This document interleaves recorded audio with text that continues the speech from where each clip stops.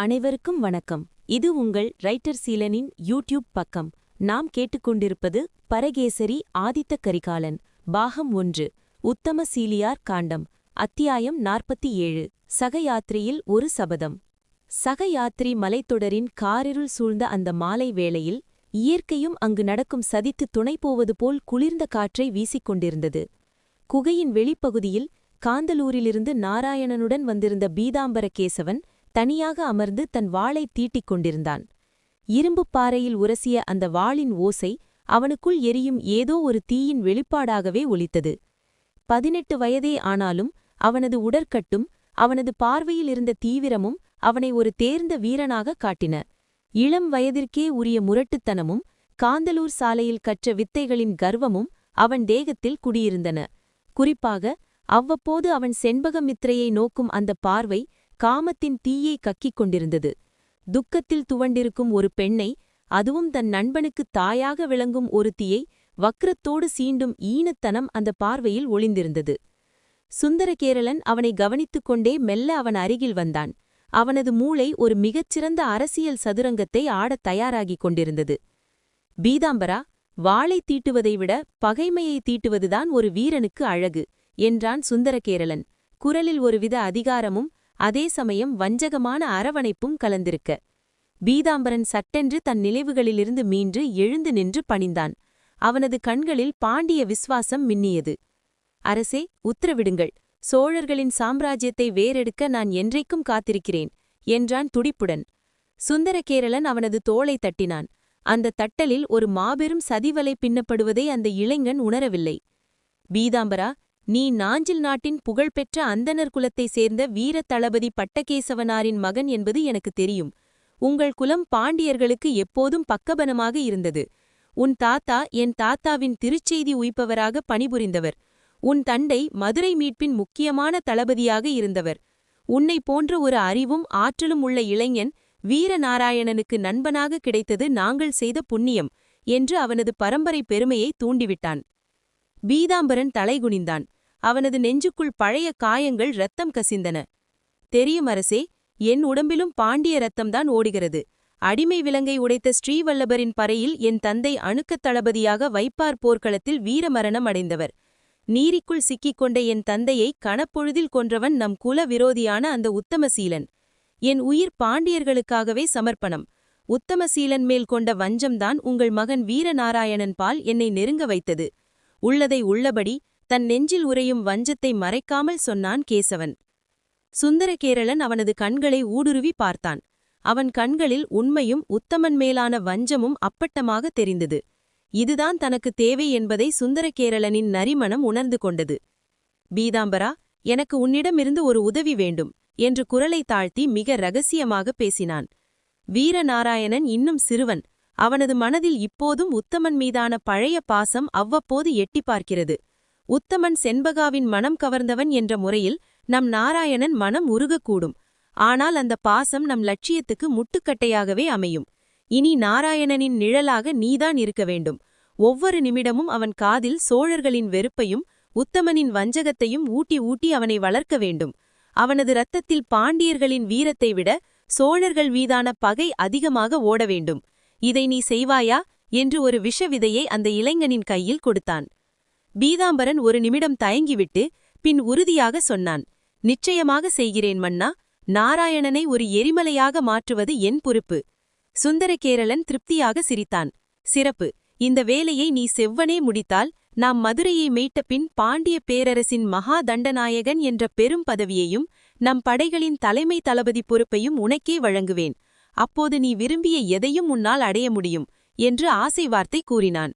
அந்த ஆசை வார்த்தை வெறும் பதவிக்கானது அல்ல என்பதை பீதாம்பரனின் காமம் உணர்ந்து கொண்டது. பீதாம்பரனின் கண்கள் மின்னின. எதையும் அடையலாம் என்ற சொல் அவனை சந்தோஷத்தில் திளைக்கச் செய்தது.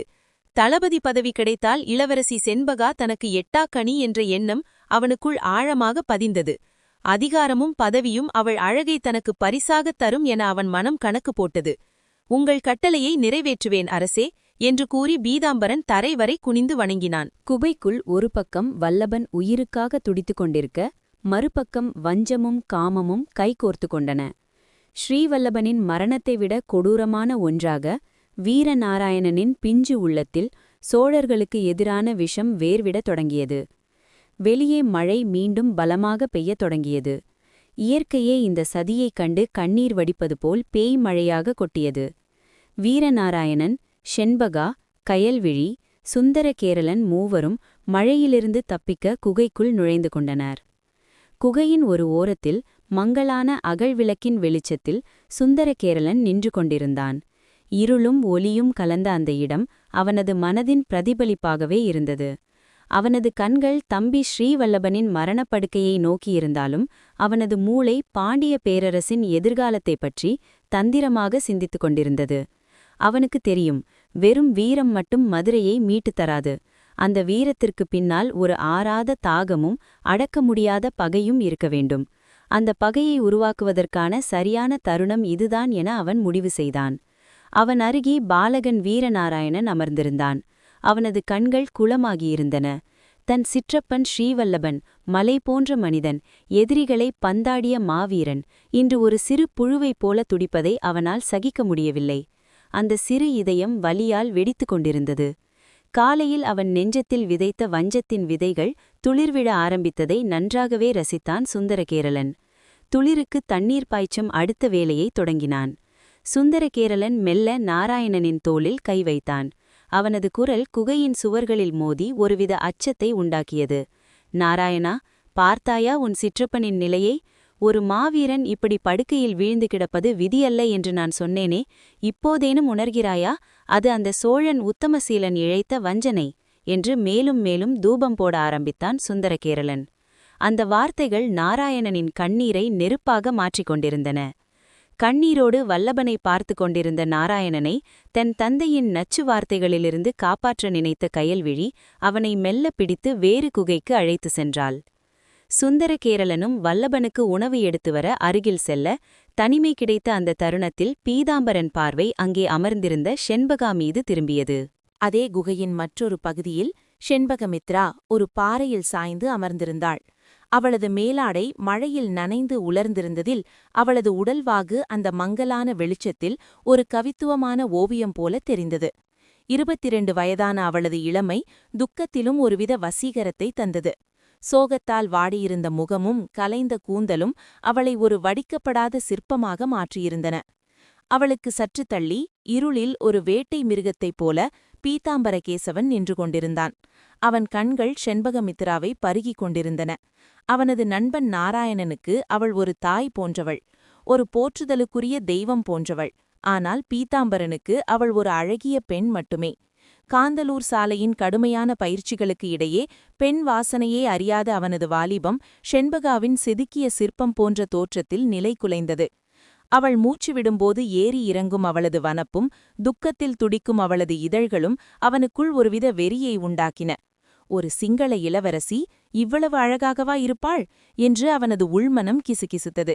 அறமும் நெறியும் அந்த இருட்டு குகையில் அவனிடமிருந்து விலை பெற்றிருந்தன. அவன் காம பார்வையை உணர்ந்து துணுக்குற்ற செண்பகா மெல்ல தலை நிமிர்ந்தாள். அவளது பார்வை பீதாம்பரனின் மீது விழுந்தது. அவன் சற்றென்று பார்வையை மாற்றிக்கொண்டான்.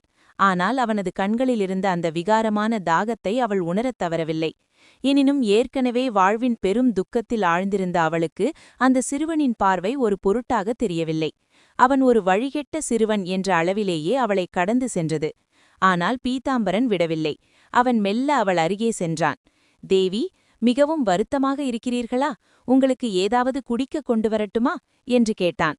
அவனது குரலில் ஒருவித நயவஞ்சகமான கனிவு இருந்தது. அக்கறை என்ற போர்வையில் அவளை நெருங்கும் தந்திரம் அது. செண்பகா அவனை ஏறிட்டு பார்த்தாள். அந்த பார்வையில் ஒரு முதிர்ச்சியும் தாயின் கனிவும் இருந்தது. வேண்டாம் தம்பி, எனக்கு ஒன்றும் தேவையில்லை. உன் நண்பன் நாராயணனை நன்றாக பார்த்துக்கொள். அவன் மிகவும் நல்லவன், மென்மையானவன், யார் வளைத்தாலும் வளையக்கூடிய அன்பு கொண்டவன். அவனை நன்றாக பார்த்துக்கொள் தம்பி, அது போதும் என்றாள் கனிவோடு.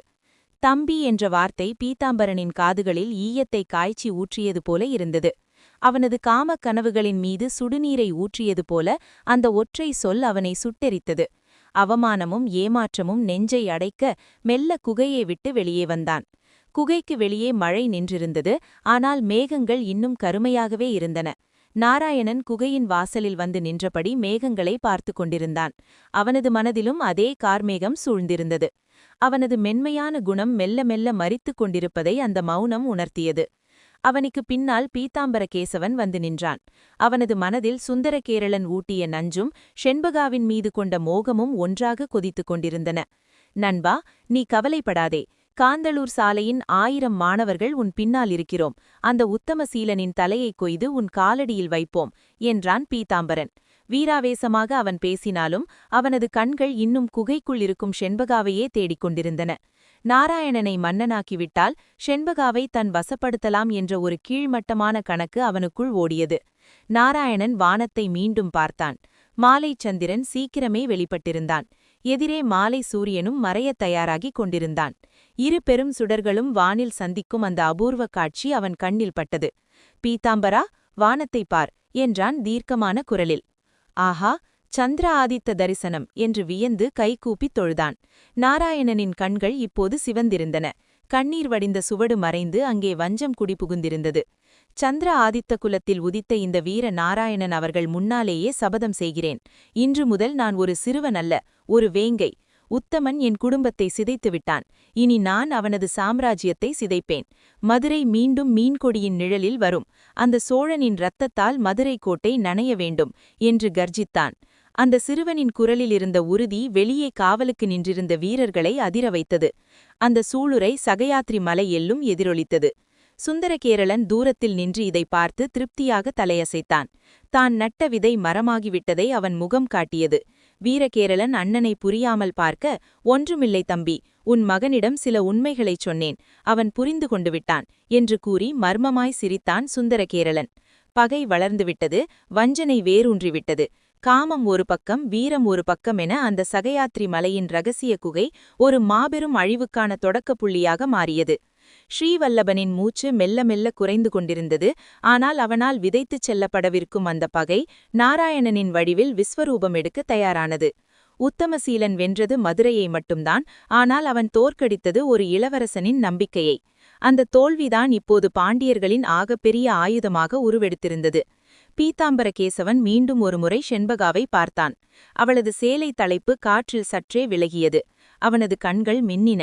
அந்த பகையிலும் துக்கத்திலும் ஒரு கரிய நிழலாக அவனது காமம் படரத் தொடங்கியது.